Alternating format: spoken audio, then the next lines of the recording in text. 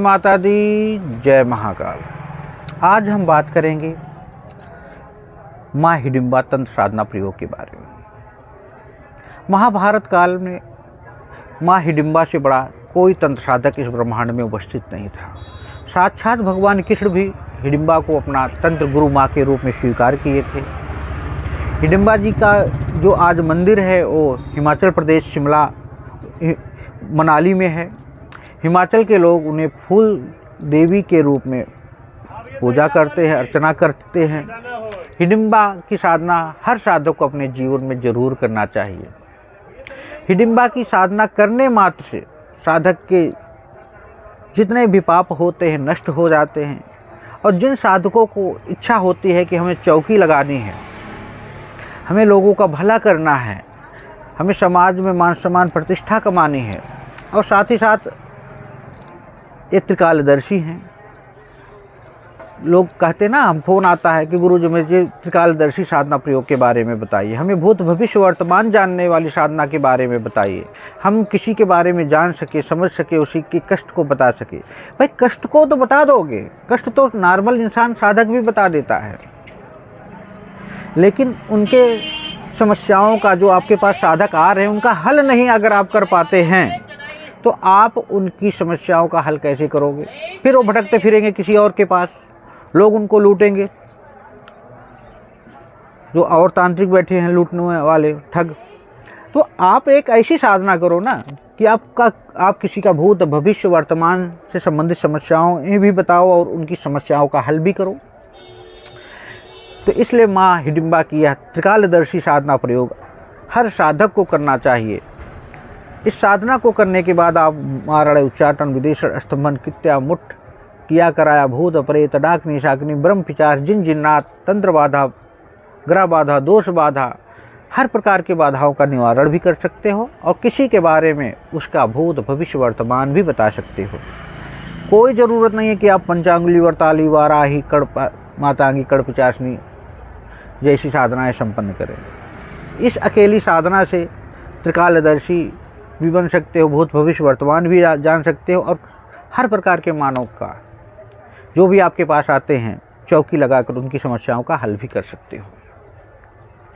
इस साधना के बहुत से लाभ हैं, फिर भी कुछ लाभ मैं आप लोगों को बताना चाहूँगा। अगर आपके शत्रु अंदर बाहर हैं, ज्ञात अज्ञात हैं, आपका मान अपमान बार बार कर रहे हैं, तो उन पे आप पूरी तरह से विजय प्राप्त कर सकते हैं और चाहेंगे तो उनको समूल नष्ट भी कर सकते हैं। साधक को अकाल मृत्यु का भय ही समाप्त हो जाता है। अगर आपका कहीं कोर्ट कचहरी मर मुकदमा लड़ाई झगड़ा किसी से चल रहा है, उसमें आपको विजय प्राप्त हो जाती है। इस साधना करने मात्र से साधक के जीवन में सर्वत्र विजय चतुर्दिक सफलता प्राप्त होने लगती है। आप मारण उच्चाटन विदेशर स्तंभन कित्या वशीकरण जैसी क्रियाएं करने के योग्य हो जाते हैं। और दूसरी बात है कि अगर हिडिंबा तंत्र साधना कोई साधक संपन्न कर लेता है, उसके बाद किसी का इलाज या किसी का उपाय करता है, तो उसके किए गए तंत्र उपाय को इस ब्रह्मांड में कोई भी साधक काट नहीं सकता है। इन्हीं की साधना करके, इन्हीं के माध्यम से आगे बढ़कर बर्बरीक जी आज खाटू श्याम के रूप में सर्वत्र रूप से पूजे जा रहे हैं। तो आपके लिए तो सौभाग्य की बात है कि खाटू श्याम की दादी जी की साधना आपके जीवन की दिशा और दशा बदलने के लिए आपके सामने खड़ी है।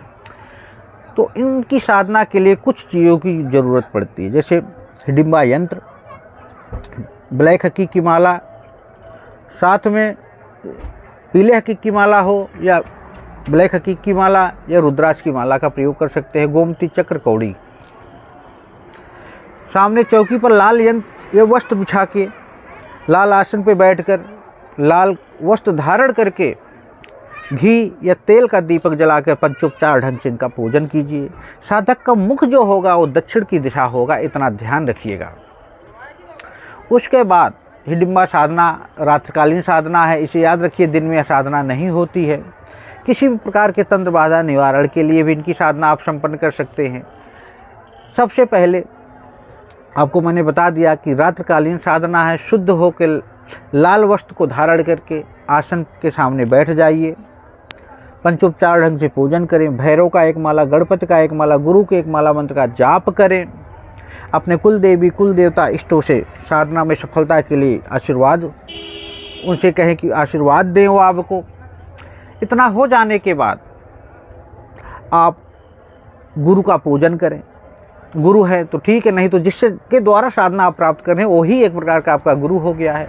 दीपक का पूजन करें, इसमें पुष्प है, कुमकुम है, नैवेद्य लाके अर्पित करें पंचोपचार ढंग से। आप जान ही गए हैं क्या होता है पंचोपचार ढंग से। इस प्रकार से आप इनका पूजन ध्यान करने के बाद आपको इनकी साधना स्टार्ट कर देनी है। मंत्र इनका बहुत छोटा मंत्र है, इतना छोटा मंत्र कि जिसकी कोई वही नहीं है। तो आपको प्रतिदिन 11 माला मंत्र का जाप करना है और 5 दिन की ही साधना है। आगे बढ़ाना चाहो तो आप बहुत बढ़ा सकते हो, जितना करोगे उतना ही सिद्धि आपको प्राप्त होगी। मंत्र आपका क्या है? ओम श्रीं ह्लीं क्रीं तंत्र निवारणाय हिडिंबाय नमः। अब इसमें मैंने निवारणाय बोल दिया है। निवारणाय का अगर कर रहे हो तो निवारणाय का करो, नहीं तो ओम ह्लीं हिडिंबाय नमः इस मंत्र का आप 11 माला मंत्र का जाप करो। जब काम ले रहे हो निवारणाय का प्रयोग करो, जब साधना सिद्ध कर रहे हो ओम ह्लीं हिडिंबाय नमः। मंत्र मैं डिस्क्रिप्शन में दे दूंगा, वहाँ जाके आप देख सकते हो। यह 5 दिवसीय साधना प्रयोग है। जब आपकी साधना समाप्त हो जाती है तो माला को जलती हुई जो हवन कुंड है, जब हवन करेंगे वहाँ जाके आप सभी सामग्रियों को विसर्जित कर देंगे। अब लोग कह सकते हैं कि गंगा जी में या नदी में प्रवाहित किया जाता है, नहीं, जलती हुई जो कुंड है वहाँ आपको प्रवाहित कर देना है। और प्रतिदिन 1 माला मंत्र का जाप आपको स्टार्ट रखना है। इस तरह होने से यह साधना सिद्ध हो जाती है। माँ हिडिंबा स्वप्न के माध्यम से या प्रत्यक्ष रूप से साधक को अपना आशीर्वाद प्रदान करती है। और जब भी साधक उनका आवाहन करता है, उनको भोग देता है, तो आके साधक की इच्छाओं की पूर्ति करती हैं। भोग देने के लिए आपको एक पान में सुपारी 5 लौंग, 5 फूल, इनको रखकर आप किसी भी निर्जन स्थान पे एक दीपक जला के और 1 माला मंत्र पढ़ के आ जाइए। जिसके लिए भी आपने इसका प्रयोग किया है, मारण उच्चाटन विदेशर स्तंभन कृत्या के लिए, वह कुछ ही दिनों में आपकी मनोकामना पूर्ण हो जाती है और उस व्यक्ति को उस चीज़ से छुटकारा हो जाता है। और भी अन्य चीज़ें हैं जब आप साधना करेंगे और जब कैसे प्रयोग करना है उसके बारे में पूर्णतः जानकारी आप लोगों को प्रदान की जाएगी। आप किसी अच्छी योग्य गुरु के मार्गदर्शन में भी ये कर सकते हैं, या अपने आसपास किसी व्यक्ति से मार्गदर्शन ले सकते हैं, या हमसे भी ले सकते हैं, कहीं भी ले, लेकिन साधना करें, साधनामय बने, आगे बढ़े। इसी तरह हमारे महाविद्या चैनल को लाइक और शेयर सब्सक्राइब करें। जय माता दी, जय महाकाल।